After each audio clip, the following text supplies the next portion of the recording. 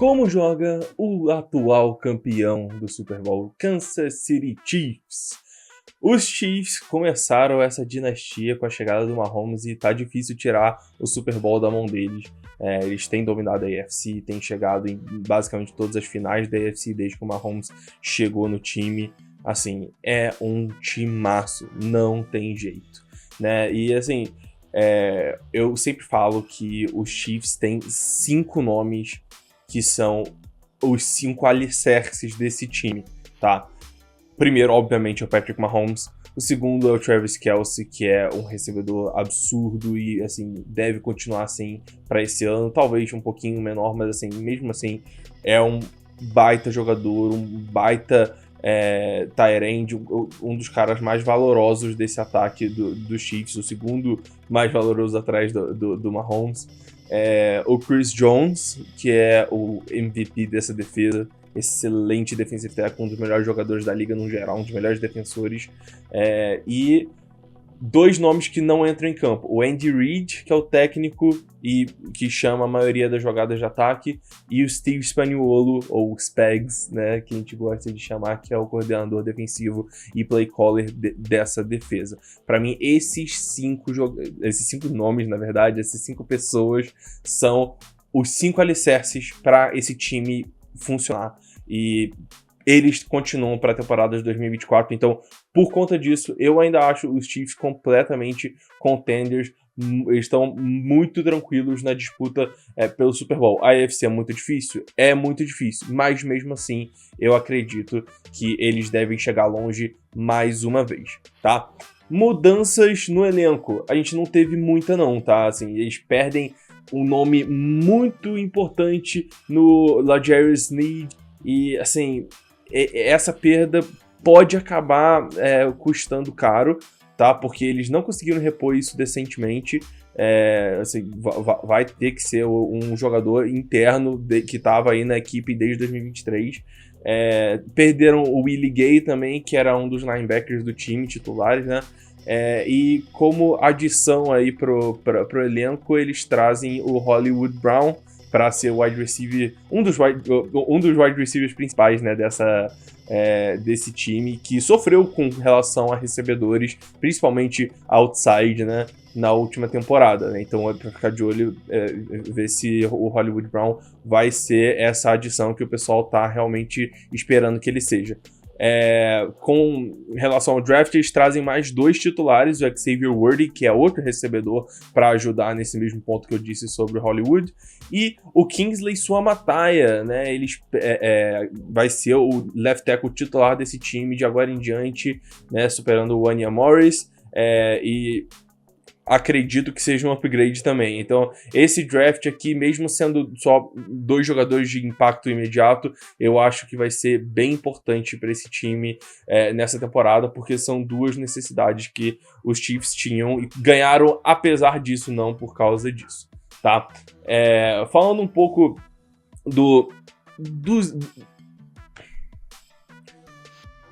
Falando um pouco, assim, do estilo de ataque de defesa, né? A gente conhece esse ataque do Mahomes, né? Chamado pelo Andy Reid, às vezes pelo Matt Nagy, coordenador ofensivo. E, assim, muito passe. Na verdade, até diminuiu um pouco a quantidade de passes aí nessa última temporada, né? Correndo um pouquinho mais com a bola. Reduziram bastante a profundidade com qual o Mahomes lançava a bola. Ele, no começo da carreira, ele era assim, big play, big play, big play, ele era muito maluco. Agora, assim, ele é mais um assassino silencioso, né? São vários passes curtos, visando yards after catch, e, assim, dá muito certo. Nesse time dá realmente muito, muito, muito certo. E com essas peças aí que eles adicionaram, eu acho que vai ser melhor ainda, tá? Porque, assim, isso... passes curtos, como eu falei no preview dos Broncos, passes curtos normalmente trazem os safeties mais para baixo e liberam rotas mais profundas e para esses caras ficarem livres e terem uma big play ou talvez um touchdown aí por conta, né, dessa adaptação que a defesa fez, tá? Na defesa, os Spags, ele tem um 4-3 muito equilibrado, O níquel não é base, mas assim, eles usam bastante, né? A gente teve uma usabilidade. A gente teve um uso de 40%, né, de níquel na última temporada, né? E isso deve continuar mais ou menos na mesma porcentagem, sendo o Jalen Watson ou o Chamari Connor, né? A gente vai ver isso mais pra frente, tá? Mas é isso, vamos falar um pouco de como esse time realmente joga, tá? E pra isso, deixa eu trazer meu quadro. Ok, tamo aí. Assim, meio difícil falar desse ataque sem dizer o óbvio, né? Assim, tudo passa pelo Mahomes e o poder que ele tem de enganar as defesas adversárias e fazer lançamentos difíceis. Basicamente é isso. Ele consegue gerar jogadas positivas mesmo tendo momentos ruins ou coberturas perfeitas da defesa. E isso é muito importante do 15 aqui, que é assim, excepcional, né? Como todo mundo sabe, um dos melhores jogadores da história, o melhor jogador da NFL hoje, ele é bom demais. No jogo terrestre, o Isaiah Pacheco teve uma temporada maravilhosa e eu quero muito ver como que os Chiefs vão tratar com esse volume do Pacheco para essa temporada, porque ele foi provavelmente o melhor running back que o nosso queridíssimo Mahomes já teve, tá? E ele é bem interessante, ele é uma arma muito boa, até mesmo pro jogo aéreo, que ele não foi usado muito ano passado, mas ele tem esse skill set para poder receber mais bolas, e isso é importante para esse time. Mas o que realmente vai ser interessante da gente ver é o grupo de recebedores, né? Então, é o Hollywood Brown, aqui é o Xavier Worthy, provavelmente aqui no slot, é o Rashee Rice, aqui como Z receiver, talvez o Rashee Rice seja X receiver, né? É um trio bem leve, Isso pode ser um problema, mas pode não ser. Assim, os Chiefs normalmente têm jogadores muito leves na posição de wide receiver. Não tem nenhum DK Metcalf, Mike Evans. Enfim, normalmente é esse tipo de jogador que os Chiefs procuram na free agency, no draft, etc. Tá? Então a gente vai ver assim, um dinamismo muito grande. Então, por exemplo, eu quero muito ver como vão usar o Xavier Worthy nesse time, porque ele pode fazer rotas mais longas, ele pode fazer rotas curtas, né? Tipo, uma paradinha aqui, pegar a bola e ter um yards after catch maneiro ali, porque ele tem essa velocidade. Ele pode, assim, talvez fazer um jet sweep aqui, né? Pegar a bola por aqui, sair correndo pelo outro lado, enganando a defesa. Até mesmo correr diretamente do backfield, assim, os Chiefs gostam de ser criativos no ataque, então eu acho que eles vão usar esse dinamismo do Worthy pra, assim, no máximo possível, e isso vai ser bem interessante de ver, tá? Então, olho no Worthy, olho no camisa 1, vai ser bem legal ver como vão usar ele realmente nesse ataque. O Hollywood Brown vai brigar com ele para ser o wide receiver 1, mas todo mundo sabe que o alvo preferido do Mahomes tá aqui, né? É o Travis Kelce, não tem jeito. Né? O Kelce é bom demais e enquanto ele estiver sendo bom demais, não tem muito como tirar esse posto de recebedor número 1 dele, né? E, enfim, ele faz de tudo, ele consegue jardas depois da recepção, ele bloqueia até bem, as pessoas comentam da capacidade dele de bloquear, mas ele bloqueia bem também, não se enganem. E, assim, ele é uma arma muito completa, tá? Então, eu acho que esse grupo aqui de skill players pro Mahomes tá bem melhor do que ano passado, mas bem melhor mesmo. Galera, antes de falar da OL, deixa eu só comentar aqui, ver que minha softbox não tá funcionando, esta merda não tá funcionando. Eu meti uma lanterninha aqui, então você já tá acostumado com a luz não sendo a mais perfeita do mundo nos meus vídeos, mas enfim, tá ficando de noite, eu tenho prazo pra entregar, então vamos dar uma corridinha aqui, vamos ver se a lanterna do celular e a ring light, se elas dão pro gasto, tá? Falando da OL, né, como eu mencionei, eles têm o Suamataia, o rookie, como o left tackle aqui, né? Assim, eu acredito que vai ser um projeto de sucesso, tá? Essa chegada do Sua Mataia, eu acho ele um cara pronto pro dia 1, né? E, assim, demonstrou ser muito bom no training camp. Então, essa OL, ela pode estar bem melhor também do que no ano passado, tá? Porque o grande problema eram as pontas. Cara, o interior dessa OL é o melhor da NFL, tá? Joe Thuney, Creed Humphrey e Trey Smith são o melhor interior de OL de qualquer lugar da NFL. Eles são muito bons, principalmente o Creed Humphrey, elite da elite da elite, esse maluco. E como right tackle, a gente tem o Jawan Taylor, né, que, assim, apesar das faltas, foi um cara, assim, que teve uma porcentagem ali de reps boas bem legal. Então, assim, não...